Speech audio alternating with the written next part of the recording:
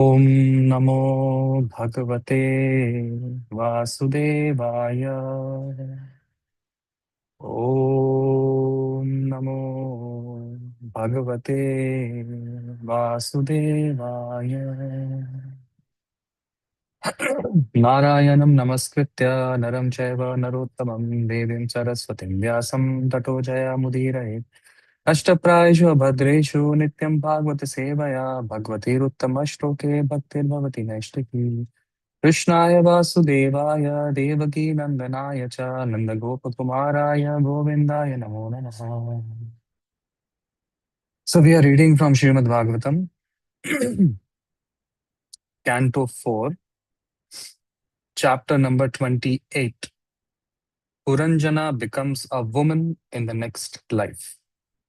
Verse number 49. So we are at 4:28, 49.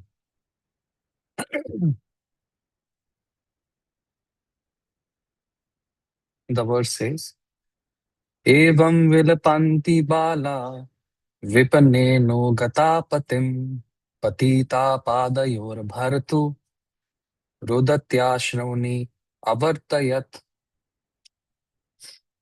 Translation by His Divine Grace A.C. Bhaktivedanta Swami Srila Prabhupada ki jai.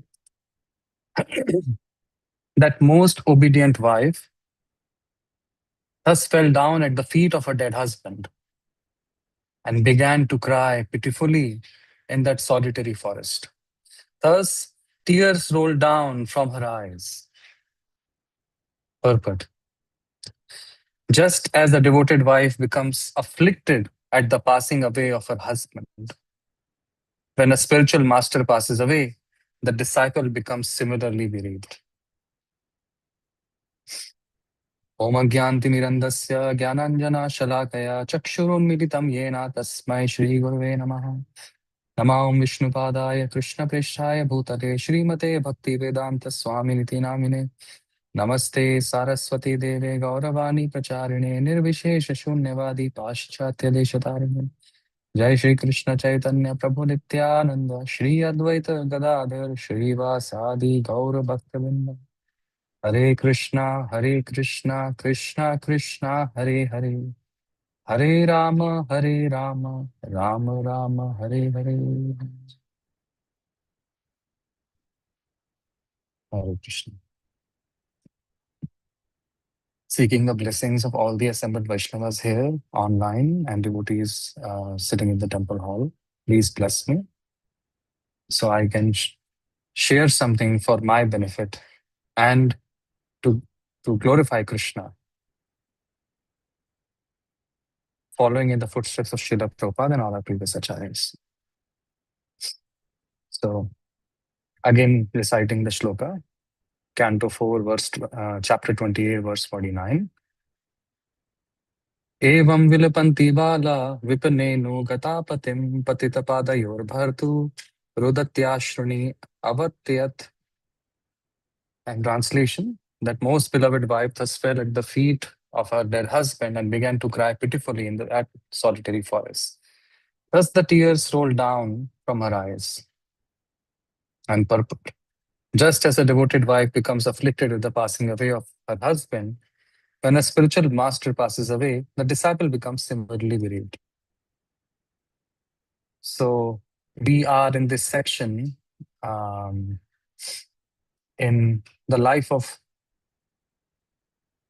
King Puranjana. So it's Canto 4. So Canto 4 contains many chapters on the life of King Puranjana.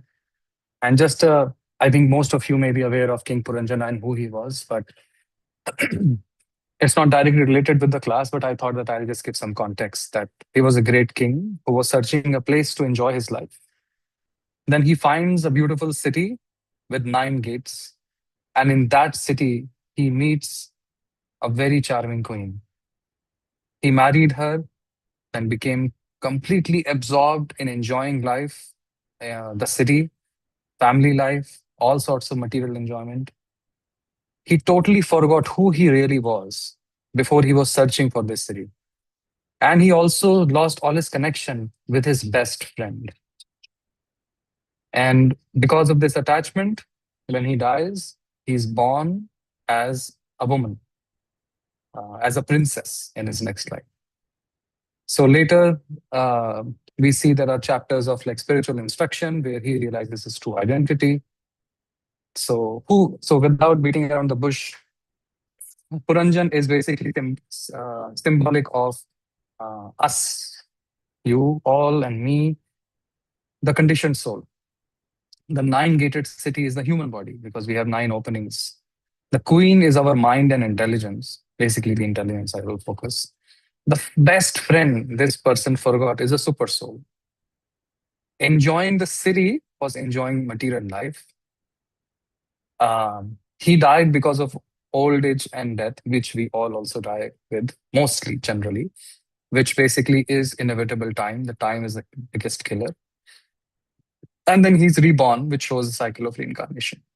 So this was a little bit about where this shloka is coming from. But coming back to this shloka, we are talking about intense separation felt by this queen due to the death of her husband. So king is considered as the master of the whole country and definitely the queen. And similarly, in this particular scene, this woman has lost her husband, who's also the king. So she has lost her master, who's also her husband.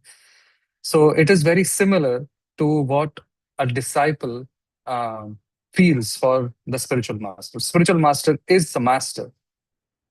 And we are today discussing on the disappearance day about Sri Ishwar Puri.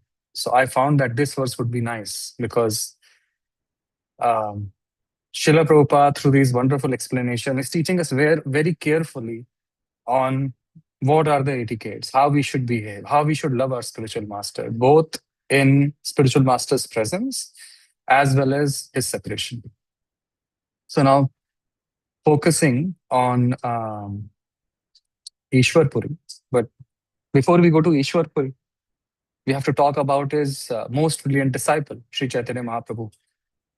So Chaitanya Mahaprabhu, as all of you know, he taught us how to be a devotee, how to be uh, a Vaishnava, how to live our life as a devotee. What is devotional service? How can we perfectly perfect our bhakti in every aspect of life? That's the whole rasa, that's the whole mellow, that's the whole juice of Chaitanya Charitamrita. So, like when Chaitanya Mahaprabhu was a child, he was inducing everyone to chant the holy names. When he was a grahastha, he was married to Lakshmi Devi, Vishnu Priya Devi.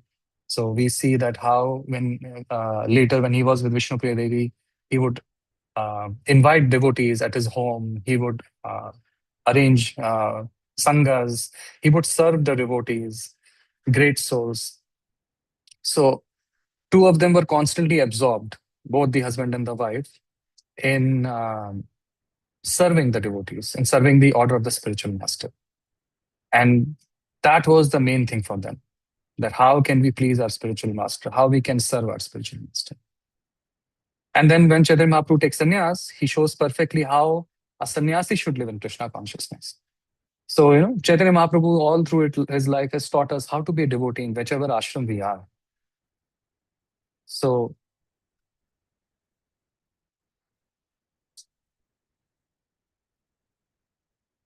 okay. Sorry, I just got distracted looking at the message. So, Chaitanya Mahaprabhu, we will be reading. First time when I actually got introduced with the name Ishwar Puri was when Chaitanya Mahaprabhu goes to the village of Kumarhatta. So Kumarhatta is a place where um, Chaitanya Mahaprabhu's spiritual master was born. And Chaitanya Mahaprabhu's spiritual master is Ishwar Puri. And where Chaitanya Mahaprabhu goes there, he basically collects some dust and he places it in a bag. And then wherever he went, he always carried that bag with him. And whatever he ate every day, little bit of that dust he would actually sprinkle like a seasoning on food he was eating. And he would say that this dirt is from the place of the birthplace of my Guru Maharaj. It is my wealth. This is my life, and this is more than anything to me in this world. So this gives us a glimpse of Chaitanya Mahaprabhu's dedication to Ishwar Puri. So Chaitanya Mahaprabhu, as a devotee, is coming and showing so many things. In this connection with relationship with Ishwar Puri, you can say Chaitanya Mahaprabhu taught us two things. The first thing is he exhibited that how the Lord becomes the servant of his servant. So ultimately, his spiritual master is servant of Krishna. So now he is basically sharing that how he becomes the servant of his servant. So the Supreme Lord is sharing that. Now, Ishwar Puri was a pure devotee, and he was such a pure devotee that even the Supreme Lord came down in this world and became the disciple of that great soul. That shows the quality of Bhakta Vatsala, which we also find in the very beginning of Bhagavad Gita, where Krishna is Partha Sarthi. Krishna is the charioteer of Krishna. Krishna is the charioteer of Arjuna. So Krishna becomes a humble, obedient servant to his pure devotee. So you can say this can be the internal reason that he came down to just express how he becomes a servant of his devotee. But there is one more reason also. He His relationship with Ishwar Puri actually shows all of us what is a proper method in which one should approach, hear, and serve a bona fide spiritual master. How one should cherish his spiritual master, how one should be with his spiritual master when they are fortunate to have the physical presence, and how one should be when the spiritual master has departed from this world. Now, in order to understand this, um, I know that most of you have heard this, but a great guru is one who is a great disciple. Or I should say, a good guru is one who is a good disciple. You have to be disciple first. So we have to see Ishwar Puri as a disciple. So Ishwar Puri was a disciple of Sri Madhavendra Puri. Now, this Madhavendra Puri, I'm reminding all of you, is that same great soul who would see Krishna in his dreams, found a deity buried somewhere in Braj, and then installed the deity on the top of the Govardhan hill. Later, this deity travels to Rajasthan, a western province in India, state in India, where it is worshipped now as Srinathji. And this Madhavendra Puri is the same Madhavendra Puri who was instructed by this deity to uh, go near Jagannath Puri to get some special sandalwood. And we have Chandan Yatra every year. This year, during the summer, you see every ISKCON temple, we have this Chandan Yatra where we apply Chandan, sandalwood. So it is to mark that journey and that whole reciprocation. And this is the same Madhavendra Puri that Krishna himself stole sweet rice. The deity stole sweet rice so that the devotee can eat, because devotee was too humble to ask. So this is the great Madhavendra Puri. Now, Ishwar Puri is his disciple. So Ishwar Puri went on to many pilgrimages with Madhavendra Puri. Madhavendra Puri was a traveler till he settled down for some time in Braj.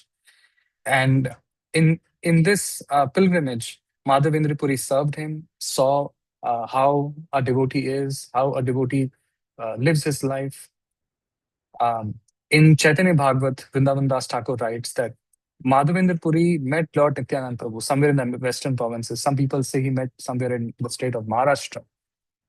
And as soon as they both met, they all had spiritual symptoms. And this was so much bliss giving when these two great souls met. Well, Nityanand Prabhu is Supreme Lord himself. When Madhavendra Puri and Nityanand Prabhu met, everybody was an ocean of happiness and bliss, and so were they. Um, and this is something which, many of you may have seen, that if you see your Guru Maharaj, meet his friend, meet his god brother or her god brother, and you feel so elated. That was the sweetness of that relationship. And that left a great mark on Ishwar Puri, on how important it is to focus on Vaishnava etiquettes and Vaishnava dealings. So Madhavendra Puri was served by Ishwar Puri all throughout his life. Madhavendra Puri was such a great soul. Some of his exalted disciples are Nityanand Prabhu, Advaita Acharya, Sri Rangapuri, Ramanand Bharti, even Pundarik Vidyanidhi. So they were the great disciples of Madhavendra Puri. So Madhavedra Puri actually filled some of the most exalted devotees we read in Chaitanya Charitamrita. They were all actually his disciples. Now, Ishwar Puri, you can say, amongst all the disciples, had a very unique relationship. As I said, that he was traveling in pilgrimages, and he was very, very close with his master, spiritual master. So, Krishnadas Kaviraj Goswami in Chaitanya Charitamrita leaves no stone unturned to so that we can feel and we can see what it was to serve. So, when Madhavendra Puri became very old, he practically became an invalid. Madhavendra Puri could not walk. Madhavendra Puri could not do anything on his own. He was physically in such a situation. And Srila Prabhupada actually writes that sometimes, spiritual master enters into this Leela. He performs his Leela just to invoke greater intimate love between the Guru and the disciple. So at that particular time, Ishwar Puri was constantly serving his Guru Maharaj 24 hours a day. Not only Ishwar Puri was cleaning his urine and stool and taking care of all his bodily needs of Madhavendra Puri, but at the same time, Ishwar Puri was also chanting the names of Krishna, telling the stories of Krishna. His spiritual master only wanted one thing, that please tell me more about Krishna. And that was the whole exchange. So because of all this reciprocation, Madhavendra Puri got so pleased. Because Madhavendra Puri, no, Ishwar Puri was not just a simple devotee. Ishwar Puri was born in a great Brahmin Vaishnav family, and he was a great scholar.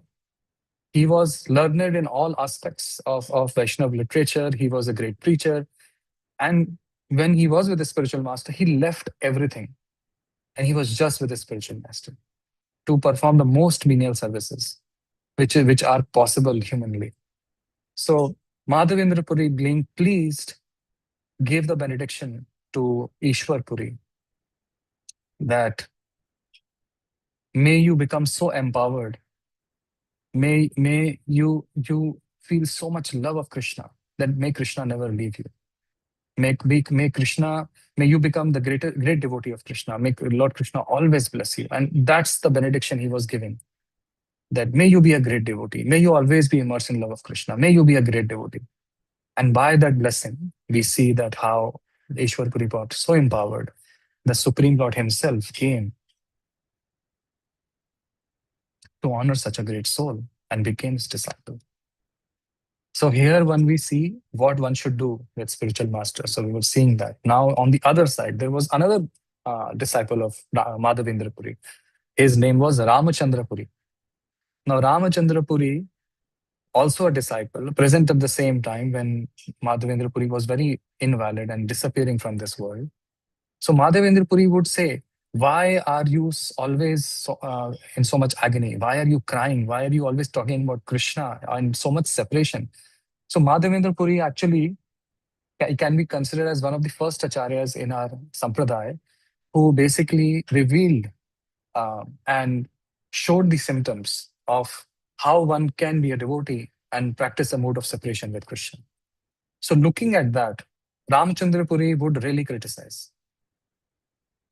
And he would say that, why are you lamenting like this?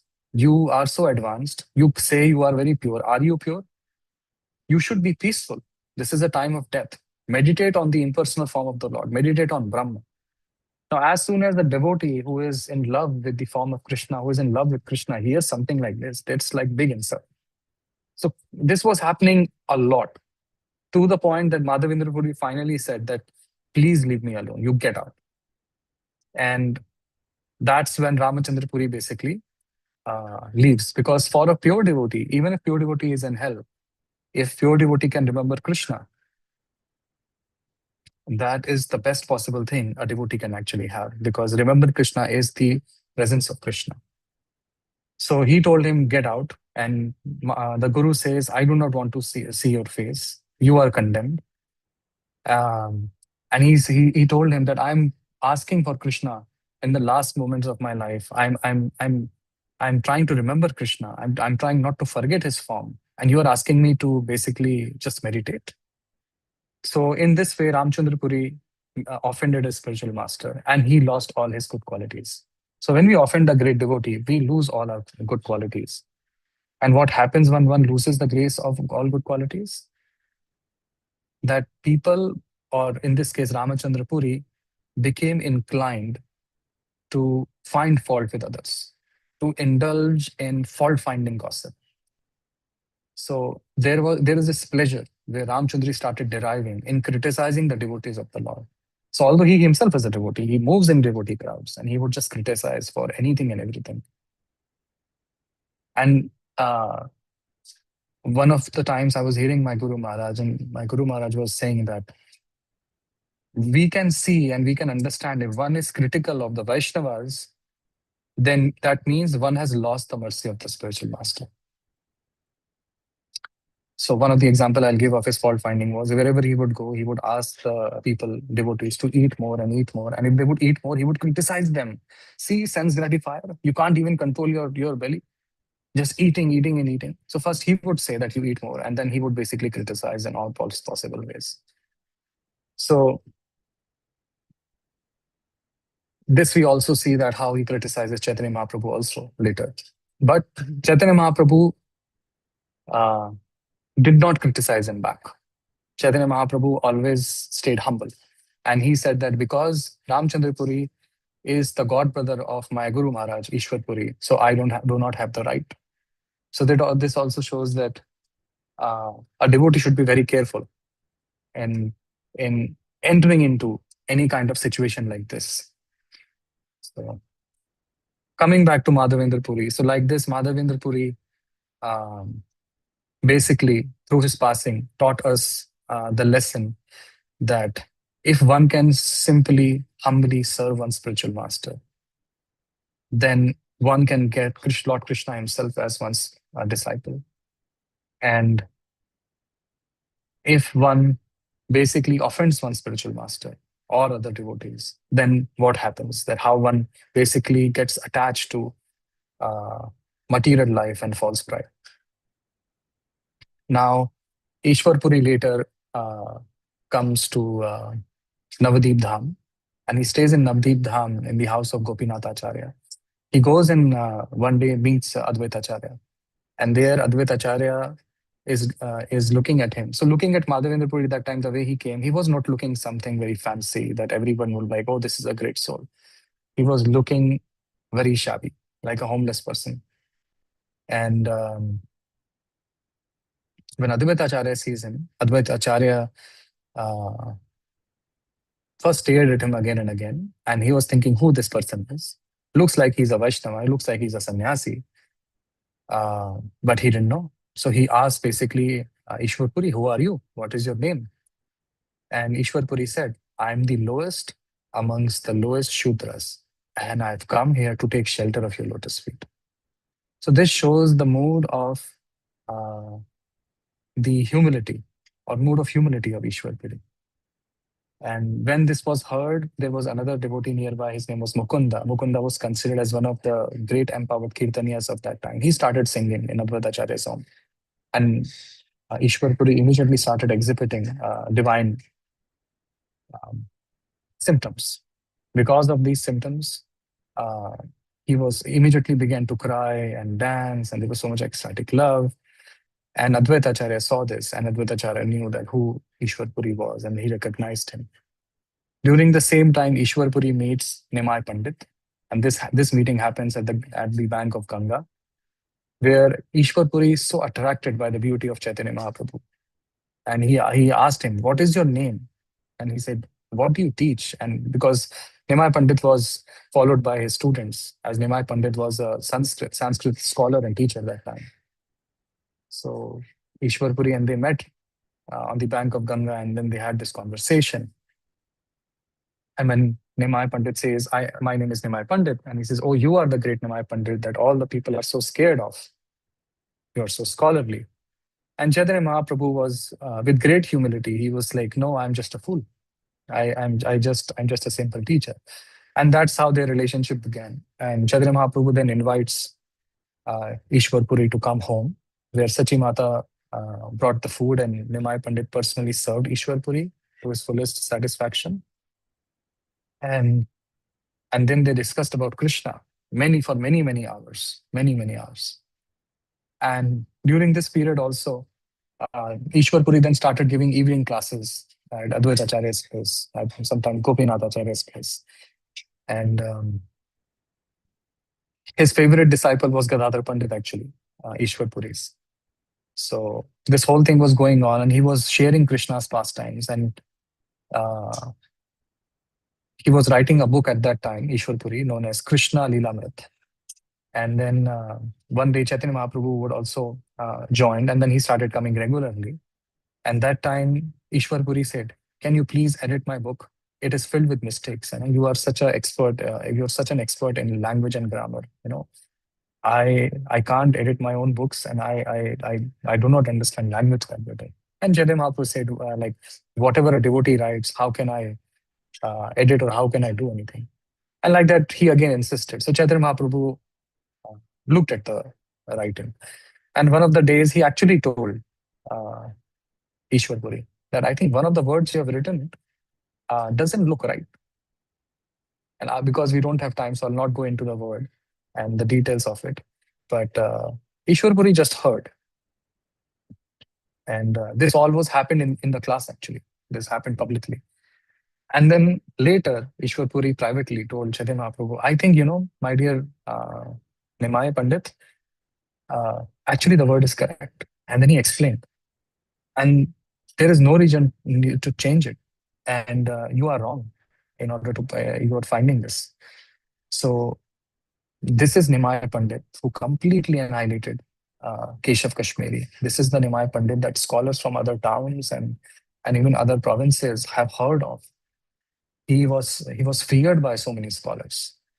Nobody could actually uh, oppose his strong arguments. But here, our Nimai Pandit was defeated.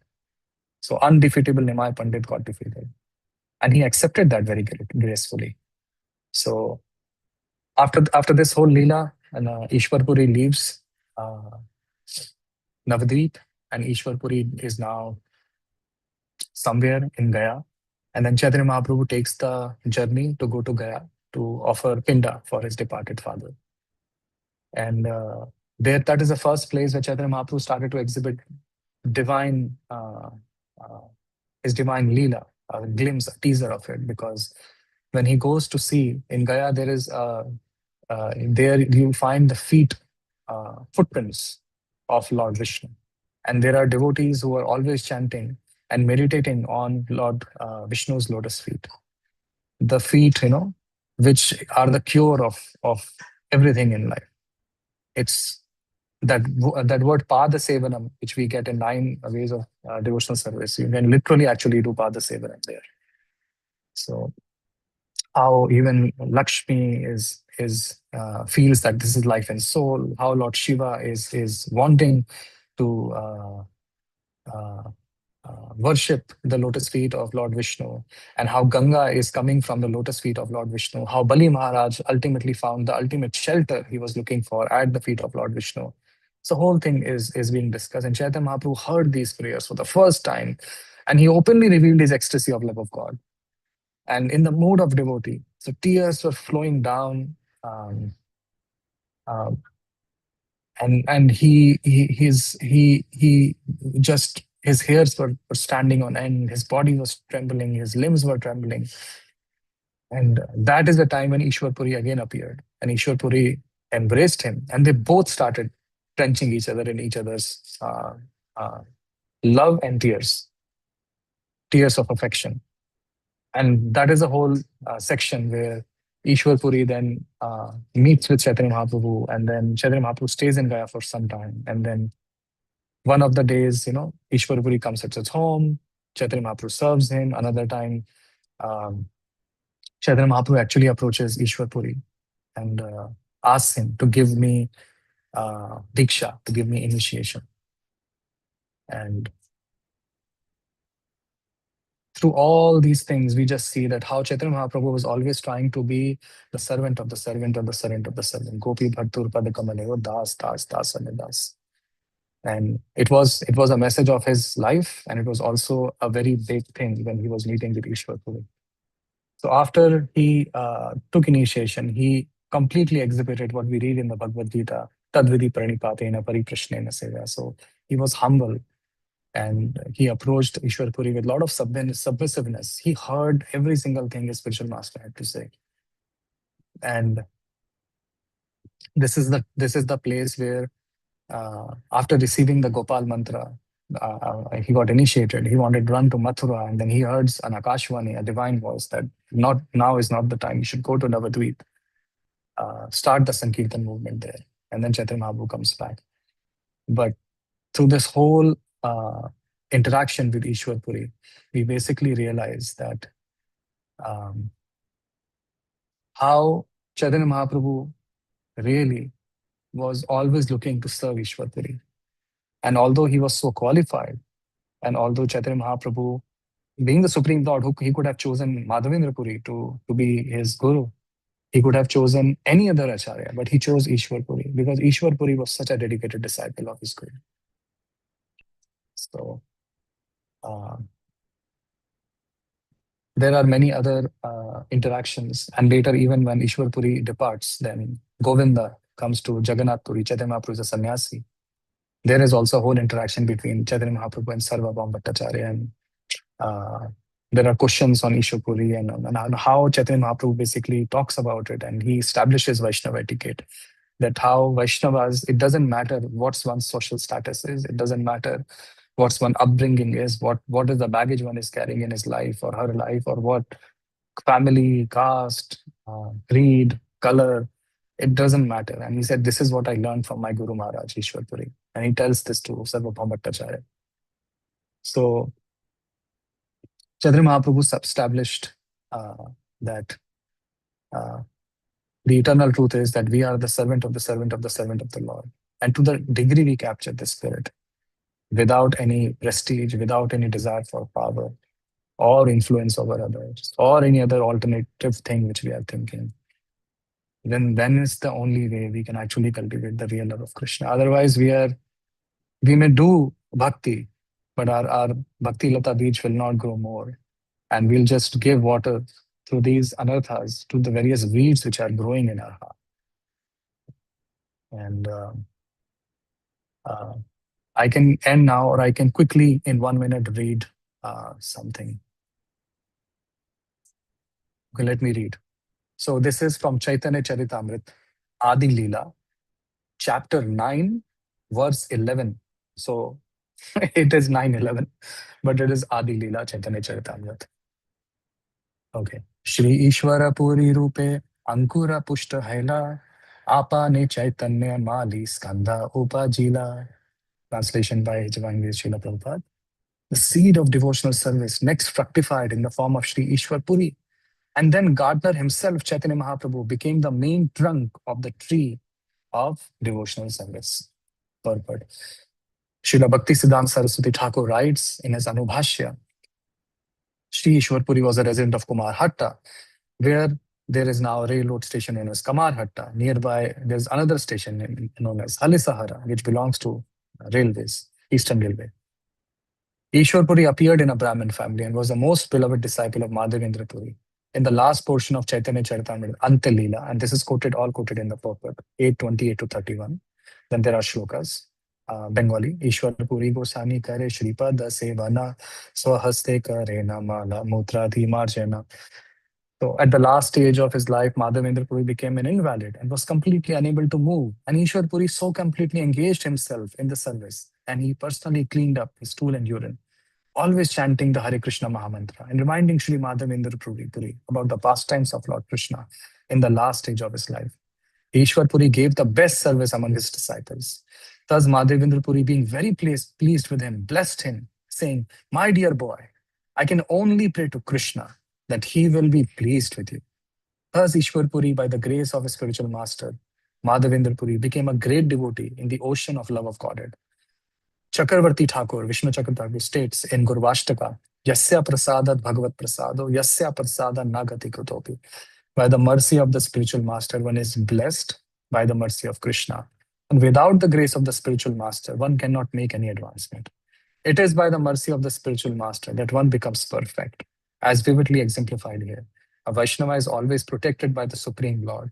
But if he appears to be invalid, this gives a chance to his disciples to serve him.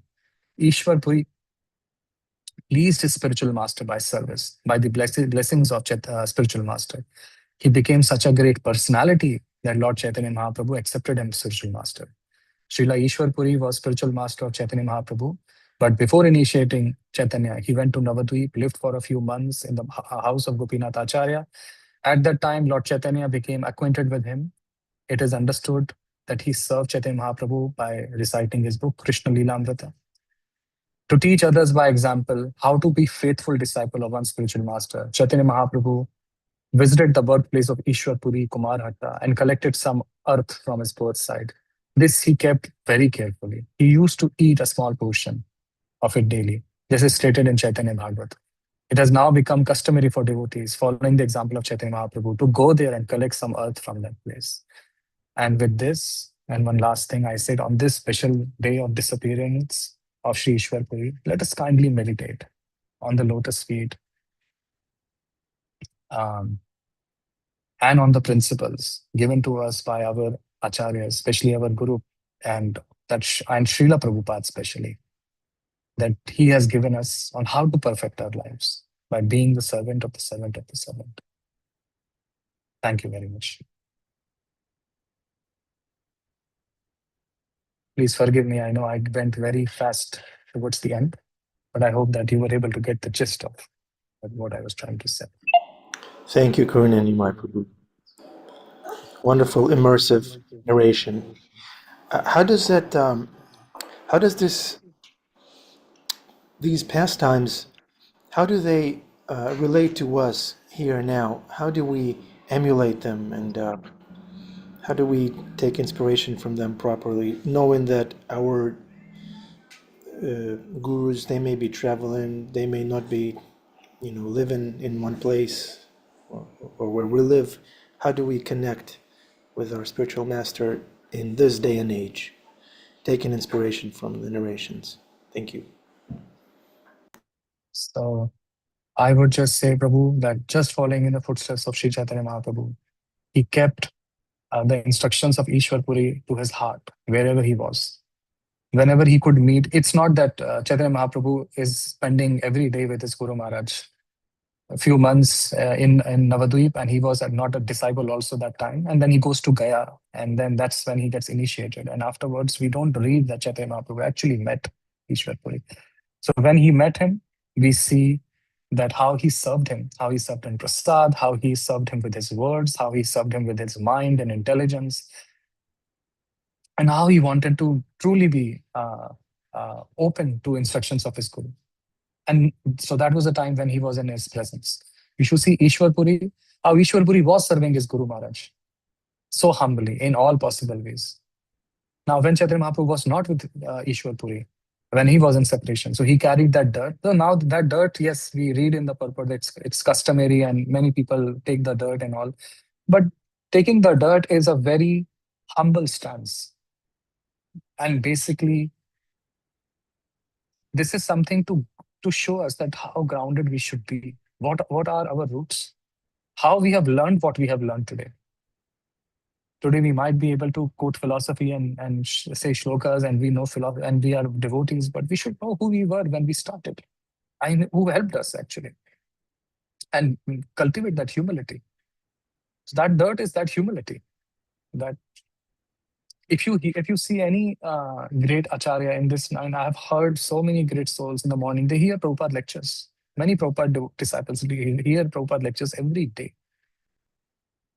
And that's their humility, that they are surrendered to their spiritual master and his mission. And we can be in the same way, hear from our Guru Maharaj every day when we don't have the association, and then follow in our daily life what we hear.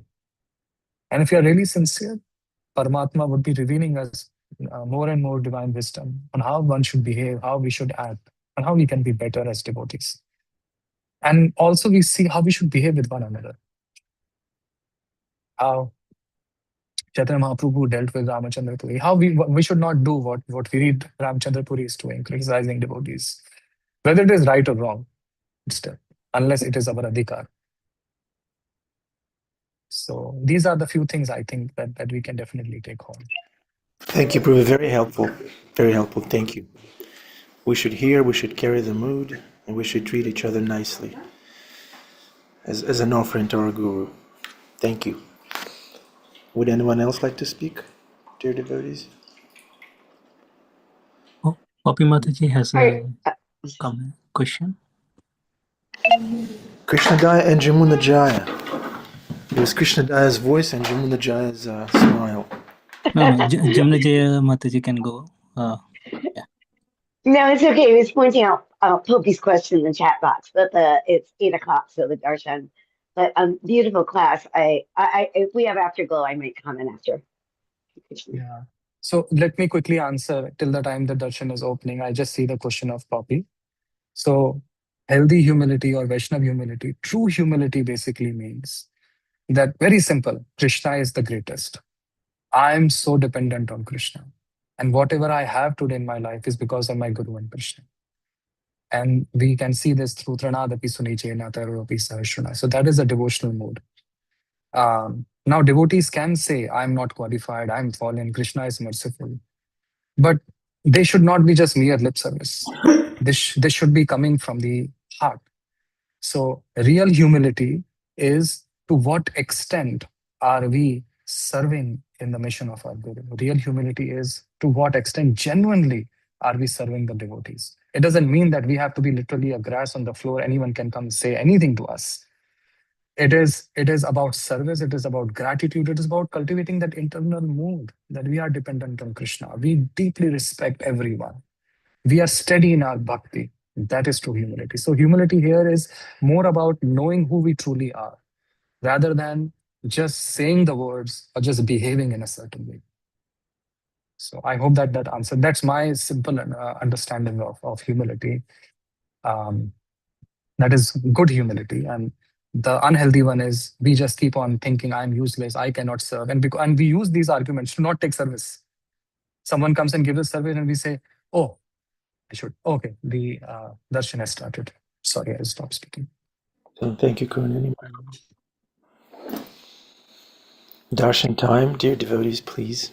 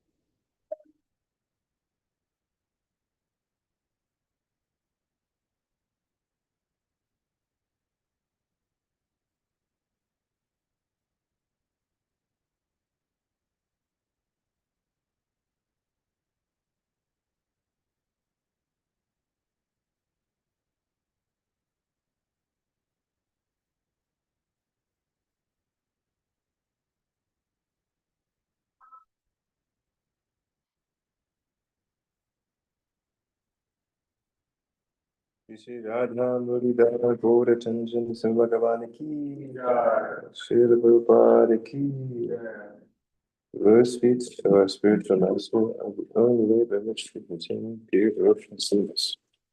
Bow down to his first feet with the spiritual devotion to his mercy, Krishna.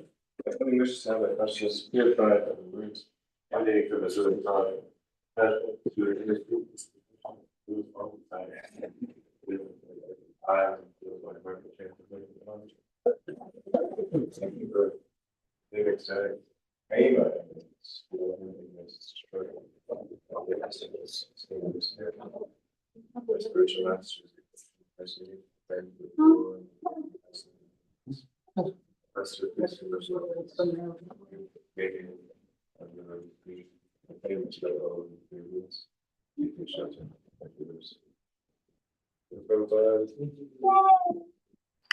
Temple Room Ki Jai.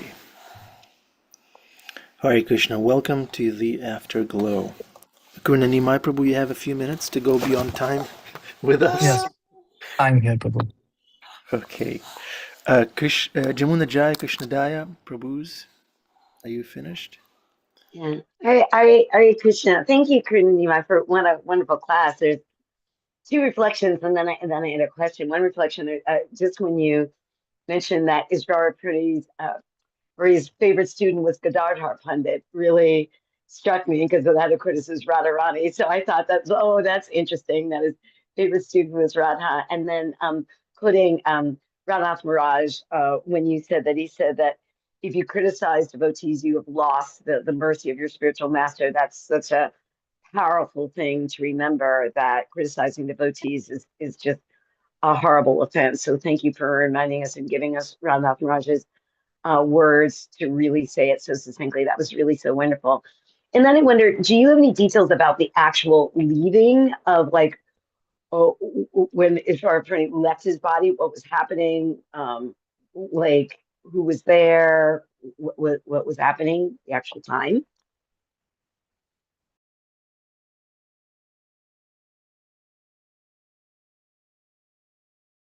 Karuna, Nimai Prabhu, please unmute.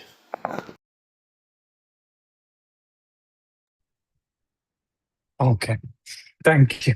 I forgot that I was muted.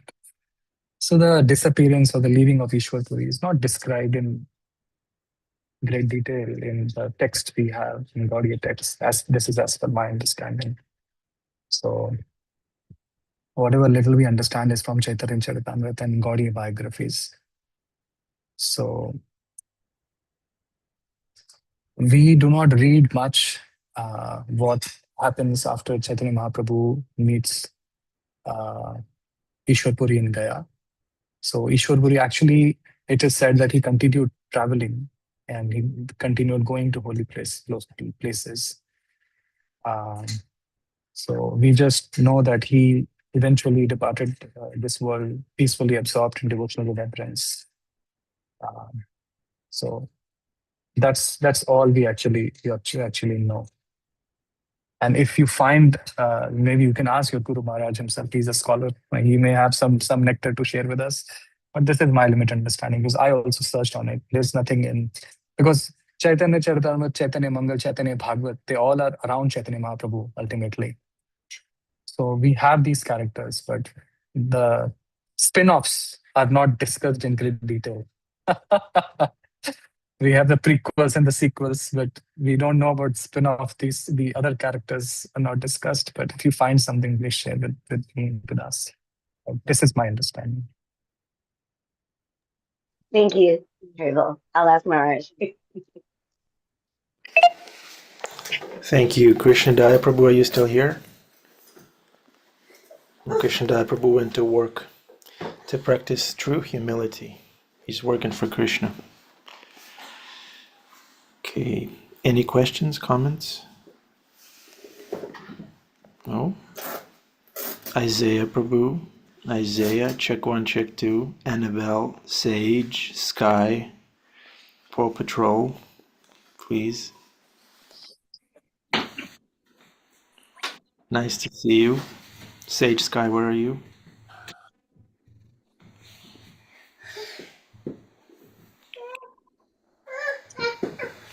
Oh, there they are. Hare Krishna. Sage. Where's Sky? Ram is in anxiety. I'm muted. Okay. Sundari Radha, unmute the chanter, the chanters.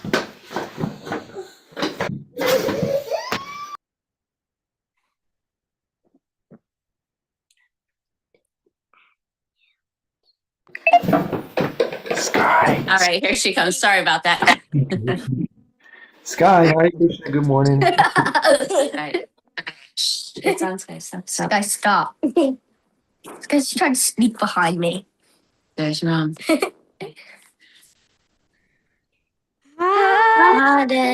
Krishna. Hare Krishna. Krishna. Krishna. Hare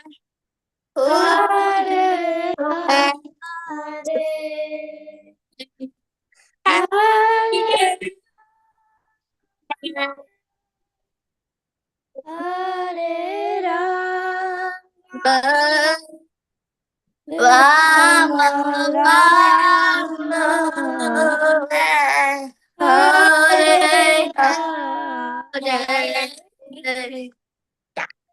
Thank you very much, Sage and Sky, Annabelle and Isaiah. Thank you very much, Karuna and Nimai Prabhu, for the class. Thank you, Jamuna Jaya, for the questions and comments. Thank you, thank you. What can we say? We love you. Thank you for being in the same Sampradaya with us. We have children in our Sampradaya. We have beautiful smiles in our Sampradaya. We have Karuna Nimai Prabhu in our Sampradaya. Right? We have, who's that, Rabbit? Amrita Kishore, is that a rabbit? Your avatar? We have rabbits, smiling rabbits. Maybe. Okay. Be careful, Amrita Kishore. You know, your Swarupa is somewhere waiting to be revealed. Okay. All right, Hare Krishna, Srimad Bhagavatam, Jai. Yeah, Ram, say bye. Say bye to Karuna. Thank you, devotees. Hare Krishna.